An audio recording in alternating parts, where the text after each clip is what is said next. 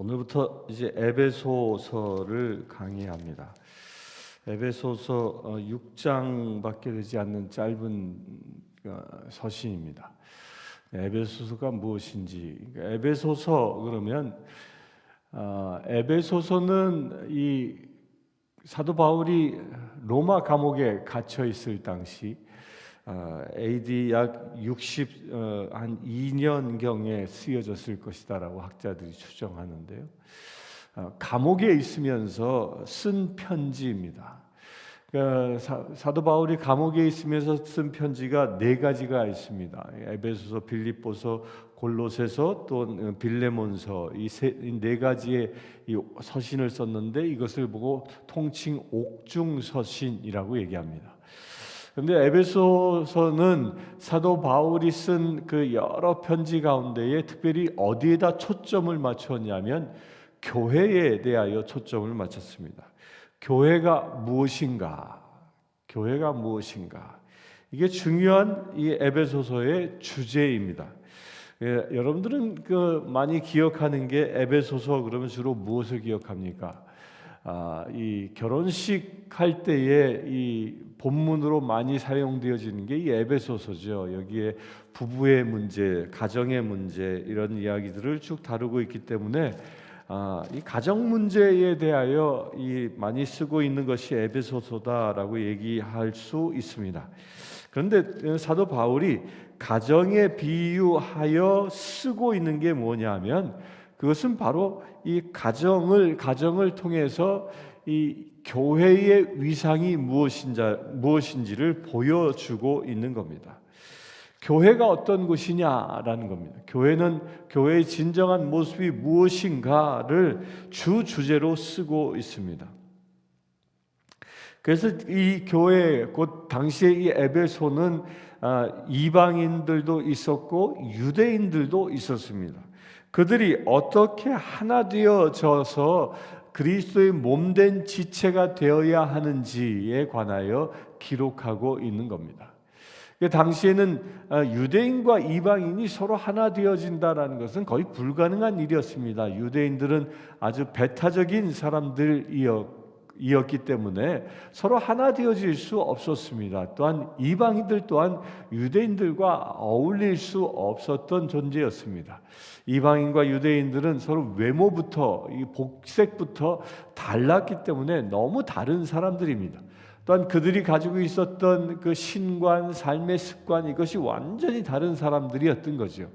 그렇게 다른 사람들이 한 공동체로 교회라는 공동체로 부름받았을 때에 그들이 어떻게 말씀 안에서 융화되어지고 하나 되어져야 하는지 곧 한 몸 이루는 교회가 어떤 위상인지에 관하여 기록하고 있는 것이 에베소입니다. 그래서 이 에베소의 이 핵심 단어가 뭐냐면 이게 하나 되는 겁니다. 우리가 어떻게 하나 되어져야 하는가? 서로 다른 사람들이 만나 하나 되어지는 것. 이건 현대 교회도 마찬가지입니다. 여기는 이제 이민 교회이긴 하지만 우리 교회에 이민 온 사람들도 보면 한국 사람이다 할지라도 그들의 이 성장 배경, 성장지, 사고방식, 세대 다 다르지 않습니까? 다 다른 사람들이 모이는 곳입니다. 또한 이곳에 온 이유도 다 다릅니다. 그런 사람들이 모이는 곳입니다. 이런 사람들이 모여서 어떻게 우리가 하나 되어져 예수 그리스도의 몸된 지체로 이 세상에 주님의 사명을 잘 감당할 수 있겠는가? 그 답을 에베소서에서 찾을 수 있다는 겁니다. 그래서 에베소서가 강조하고 있는 것은 주님도 한 분이요, 믿음도 하나요, 또한 세례도 하나라는 이 사실을 끊임없이 강조합니다. 이것이 무엇을 얘기하는 거예요? 우리가 나를 구원하신 분은 예수 그리스도이시고 그분이 우리의 머리 되셨기 때문에 그분을 통하여 우리는 서로 하나 되어지는 것이다. 머리를 통해서 온 몸이 제어되어지는 것처럼 우리 각자는 서로 각기 다른 모습일지라도 예수 그리스도의 말씀에 의하여, 예수 그리스도의 그 명령에 의하여, 곧 예수 그리스도의 그 사명에 의하여 서로 연결되어져 있는 유기체라는 겁니다. 이것이 교회라는 것이죠. 저와 여러분의 모습은 다릅니다. 각자가 다 다릅니다. 그러나 우리를 다스리시는, 우리를 다스리시는 분은 예수 그리스도이기 때문에 그분을 통하여, 그분을 연결고리로 하여 우리는 하나 되어져 있는 관계임을 이야기합니다. 믿음도 하나다라는 것을 끊임없이 강조하는데요. 무엇을 믿는 것입니까? 예수 그리스도의 십자가의 은혜로 우리가 구원받았다라는 이 믿음을 얘기하는 것입니다. 우리가 구원받은 사람으로 이 세상을 살아가는데 어떻게 살아갑니까? 예수 그리스도를 통하여. 오직 구원은 예수 그리스도에게 있음을 강조하고 있는 것입니다. 예수 그리스도 그 이외에는 어떠한 구원도 예수 그리스도를 통하지 아니하고는 구원에 이를 수 없다라는 오직 예수를 강조하고 있는 것이 또한 에베소서입니다. 그리하여 우리가 오직 예수 그리스도, 그 예수 그리스도의 그 십자가의 길을 함께 가는 존재가 우리 그리스도인이기에 그렇게 같은 길을 가고 있는 공동체에 이어서 우리는 하나 되어졌다라는 것을 강조합니다. 또한 세례도 하나다라는 말씀을 통하여 강조를 계속합니다. 그래서 우리는 같은 세례를 받았다라는 말이 무엇이죠? 성부, 성자, 성령의 이름으로 세례를 받았다. 곧 세례를 받았다라는 것은 우리의 모든 죄로부터 용서함을 받았다라는 그 표징인 것입니다.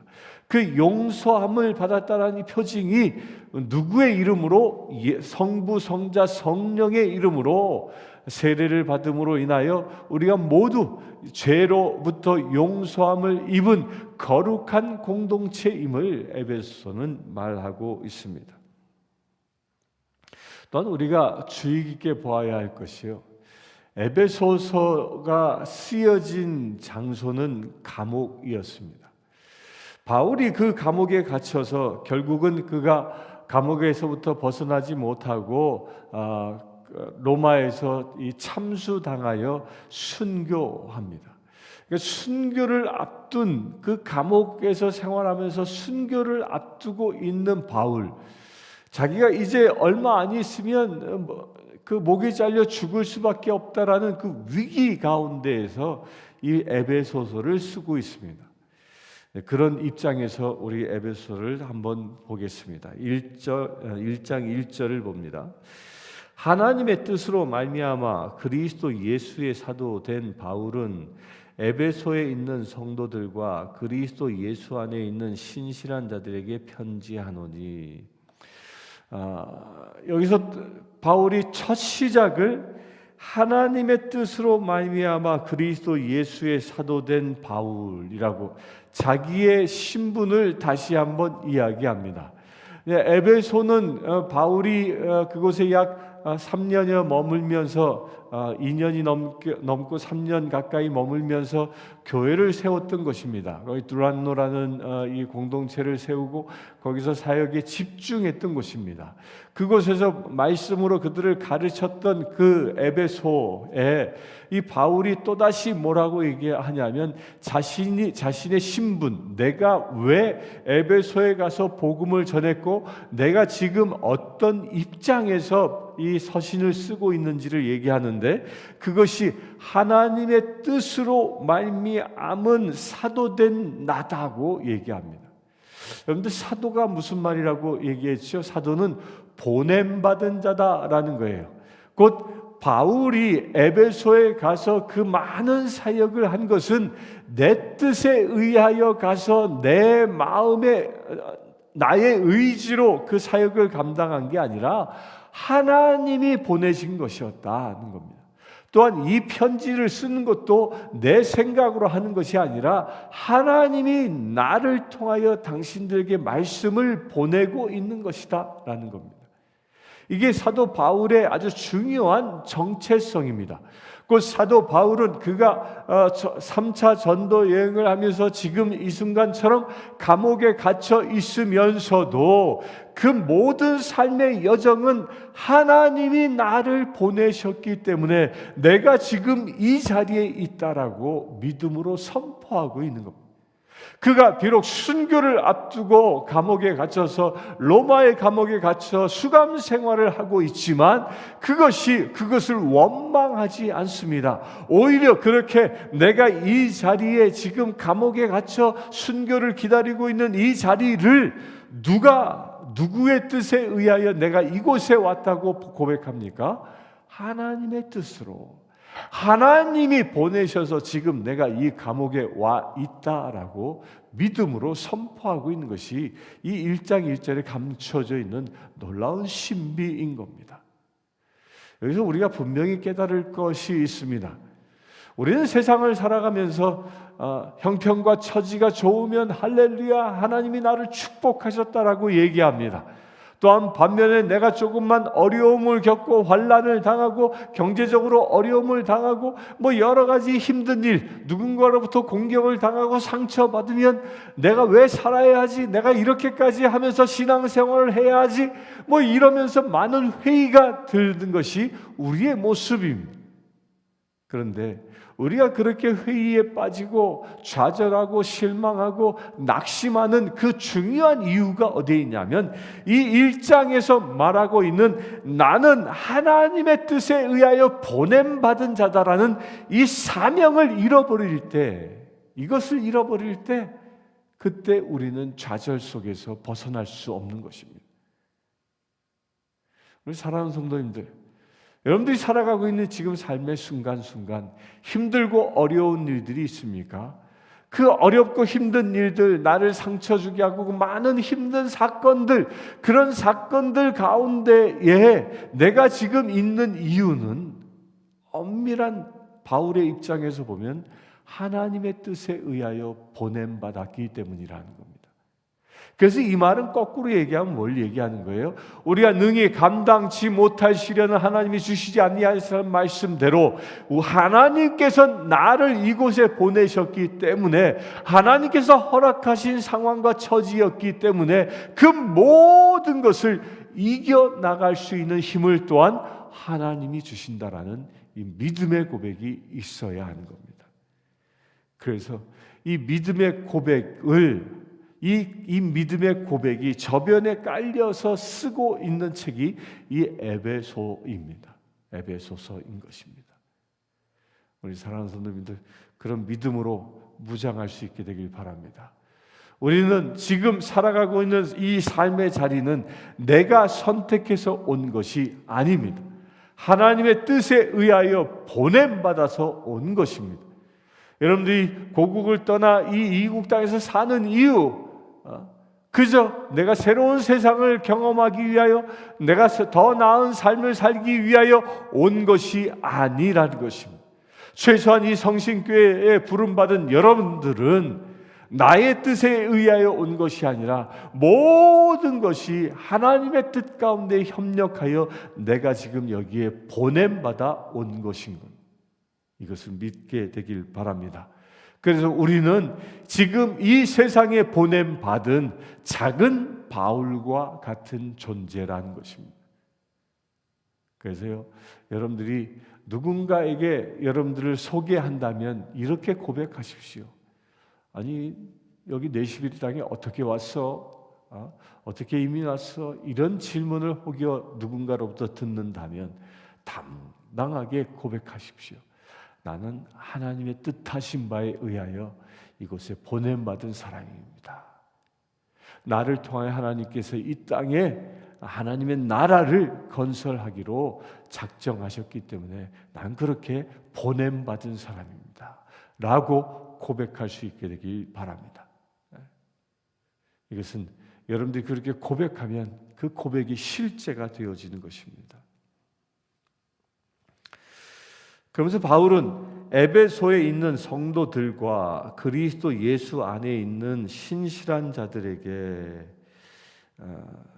편지를 하노니 에베소에 있는 성도들, 이게 사도 바울이 얘기하고 있는 교회의 교인들의 위상입니다. 교인을 뭐라고 해요? 성도라고 얘기합니다. 이 성도라는 말은 성 거룩할 성자에 무리 도자를 쓰는 겁니다. 그 에베소의 교회를 이루고 있는 모든 신자들은 거룩한 무리다라는 겁니다. 곧 교회의 신자들은 all saint라는 겁니다. 모두가 다 거룩한 자다, 성자다라는 것입니다. 여러분들 이걸 믿으시길 바랍니다. 이 교회사에서 지칭받은 그 위대한 성인들, 12제자로부터 시작되어지는 그 위대한 성인들, 그들만이 성인이 아니라 예수 그리스도의 몸된 지체로 택함 받아 이 교회의 신자가 되는 순간, 그리하여 예수 그리스도를 구주로 고백하고 주님께로부터 보냄받은 사명을 가지고 살아가고 있다면 여러분들이 바로 성자인 것입니다. 주님은 여러분들을 한낱 세상에 속한 사람으로 보지 아니하고 거룩한 성자로 여러분들을 보고 계신다는 겁니다. 여러분들 그렇게 성자인 것입니다. 성인답게 살아갈 수 있게 되길 바랍니다. 교회가 어떤 것이요? 그런 성인들이 모여 물이 되어 있는 곳이 곧 교회라는 것입니다. 그런 성인이 어떤 성인이에요? 그리스도 예수 안에 있는 신실한 자들에게 편지하노니, 성도들과 그리스도 예수 안에 있는 신실한 자들, 이렇게 둘로 구분을 했습니다. 성도라고도 구분하고 또한 그리스도 예수 안에 있는 신실한 자라고도 구분했습니다. 이건 아마도 사도 바울이 이 약간의 의도를 가지고 쓰지 않았을까라고 저는 생각해 봅니다. 교회 안에, 에베소 교회 안에 있는데 그들을 다 성도라고 얘기하죠. 둘로 나눴다라는 것은 아마도 이런 그 생각이 있었을 거예요. 당시에 에베소 교회의 사도 바울도 인정하는 그런 리더십을 가진 그런 그룹들이 있었고, 또한 반면에 새로 이제 신자가 되는 사람들이 있었던 것이죠. 새로 신자가 된 이 새 신자들은 그들의 삶이 아직 성화되지 아니한 삶, 이제 그렇게 성화되어져 가고 있는 사람들, 이런 사람들을 이야기하는 것이 그리스도 예수 안에서 신실한 사람이다라고 구분하지 않았나 싶습니다. 중요한 건 뭐예요? 신실한 사람은 무엇을 향해 갑니까? 성도의 삶을 향해 가고 있는 것입니다. 그들 모두는 다 그들이 구별되는 존재가 아니라 에베소 교회 안에 한 지체다라는 겁니다. 그래서 우리 교회 안에는요, 믿음이 좋은 직분자들도 있고요, 또한 초신자와 같은 사람들도 있습니다. 그런데 그들이 서로 구별되는 존재가 아니라 예수 그리스도를 한 머리로 삼은 같은 지체다라는 이 사실입니다. 그렇게 우리가 믿음으로 살아가길 바랍니다. 2절 봅니다. 하나님 우리 아버지와 예수 그리스도로부터 은혜와 평강이 너희에게 있을지어다. 은혜, 값없이 주어지는 구원을 얘기하는 겁니다. 평강, 그렇게 구원을 받았을 때 누리는 우리의 삶의 현상들을 얘기하는 겁니다. 여러분들, 하나님으로부터 값없이 주어진 은혜로 구원받고 그 구원받은 자로 이 세상에서 피스메이커로 살아갈 수 있게 되길 바랍니다. 평강을 누리고 평강을 만들어가는 그런 삶이 이루어지길 바랍니다. 그런데 그렇게 은혜와 평강이 누구로부터 온다? 하나님과 예수 그리스도, 곧 하나님께로부터 주어지는 것이다 라는 겁니다. 제가 서두에 말씀드렸지만 지금 바울은 감옥에서 순교의 날을 기다리고 있는 그런 처지에서 이 편지를 쓰고 있는데, 이 편지를 쓰고 있는 이 바울은 그 순교를 앞두고 있는 그 삶의 순간에서도 은혜와 평강을 이야기하고 있다는 겁니다. 이것은 무엇을 얘기하는 겁니까?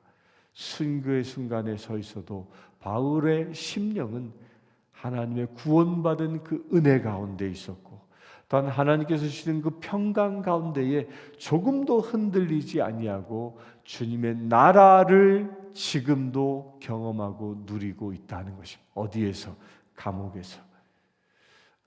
우리도 여기에 도전받을 수 있게 되길 바랍니다. 우리가 살아가고 있는 삶의 자리가 비록 감옥과 같을지라도 바울처럼 하나님의 은혜를 찬양하고, 바울처럼 주님이 주신 그 평강을 누리고, 또한 그 평강을 만들어가는 그 피스메이커의 사역을 감당할 수 있게 되길 바랍니다. 내가 어떠한 환난과 고통 가운데 있어도 우리는 그를 통하여 트러블 메이커가 되는 것이 아니라 그 가운데에서도 나를 인도해 주시는 그 하나님의 손길을 발견하여 그 손길 가운데 주의 평화를 누리고 피스메이커, 평화를 일구는 자의 삶을 오늘도 살아갈 수 있게 되기를 주님의 이름으로 축원합니다. 잠시 기도하겠습니다. 주 아버지 하나님, 오늘 말씀을 통하여 에베소 교인처럼 되라 권면하셨습니다. 아버지 하나님, 우리가 모두 거룩한 지체들로 서기를 원합니다. 성도로 택함 받았으니 성도답게 살아가기를 원합니다. 또한 은혜와 평강 가운데 머물라 하셨사오니 구원의 은혜와 또한 평강을 이루는 믿음의 삶을 살아가기를 원합니다. 오늘 하루 결신한 귀한 채들, 오늘 하루를 통하여 하나님의 크신 은혜를 누리게 하시고 평강을 이루어 나가 이 땅을 하나님의 나라를 만들어가는 놀라운 은혜의 삶이 이루어지게 하여 주시옵소서. 우리 주 예수 그리스도의 이름으로 기도드리옵나이다. 아멘. 지금 우리 주 예수 그리스도의 은혜와 하나님의 크신 사랑과 성령님의 감화 감동 교통 치유하심이 이 시간 예배하고 있는 주의 사랑하는 모든 지체들 위해 지금부터 영원토록 함께 하실지어다. 아멘. 아프리카 케냐의 마소교교의 고아원생 스테이시는 여자아이입니다. 스테이시는 초등학교 진행을 희망합니다. 장래 간호사가 되는 것이 꿈입니다. 이 아이는 매달 학비와 점심 식사 비용으로 30불이 필요합니다. 이 아이의 후원자를 찾고 있습니다.